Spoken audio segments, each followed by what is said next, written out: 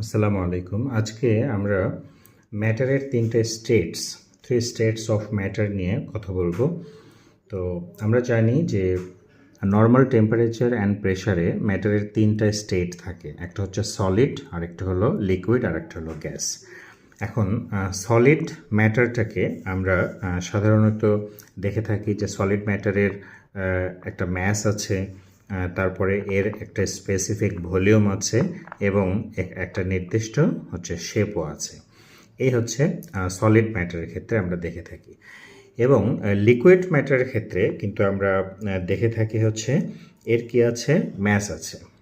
এটার হচ্ছে ম্যাস আছে এবং পাশাপাশি লিকুইড ম্যাটারের ভলিউমও কিন্তু আছে। কিন্তু যেটা নাই সেটা হচ্ছে কি, এর কোনো শেপ নাই, তাই না? এর কোনো শেপ নাই। যে কন্টেইনারের যে শেপের কন্টেইনারে রাখা যায় সেটাই এটা সাস্টেইন করে। তাহলে এটা নাই, এই দুইটা আছে, আর এখানে এইগুলোই আছে। এবং গ্যাসিয়াস ম্যাটারের ক্ষেত্রে আমরা দেখি যে গ্যাসিয়াস ম্যাটারের ক্ষেত্রে এর কি আছে, ম্যাস আছে। এর একটা নির্দিষ্ট ম্যাস আছে, কিন্তু এর it does not have volume and shape. এইগুলো কিন্তু গ্যাসিয়াস ম্যাটারের জন্য নাই। এবং রিমার্কেবলি যে মলিকিউল যে ডিস্টেন্স, ইন্টারমলিকুলার ডিস্টেন্স সলিড ম্যাটারে খুবই কম, নেই বললেই চলে, এবং ইন্টারমলিকুলার অ্যাট্রাকশন খুব হাই।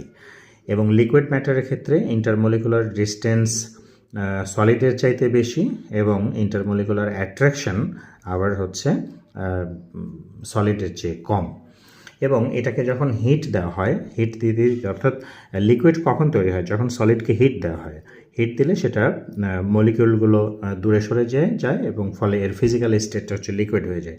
সো অ্যাপ্লিকেশন অফ হিটটা যখন কন্টিনিউ করা হয় তখন এই লিকুইড সাবস্টেন্সটাই কিন্তু গ্যাসে পরিণত হবে, যেমনটা হচ্ছে সলিড সাবস্টেন্সটা একসময় লিকুইডে পরিণত হয়েছে। হিট অ্যাপ্লিকেশন যদি কন্টিনিউ করা যায় তাহলে ওই লিকুইড সাবস্টেন্সটাই গ্যাসে পরিণত হবে।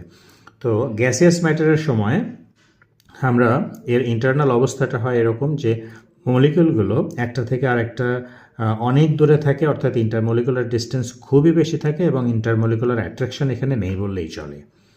ওকে, থ্যাংক ইউ।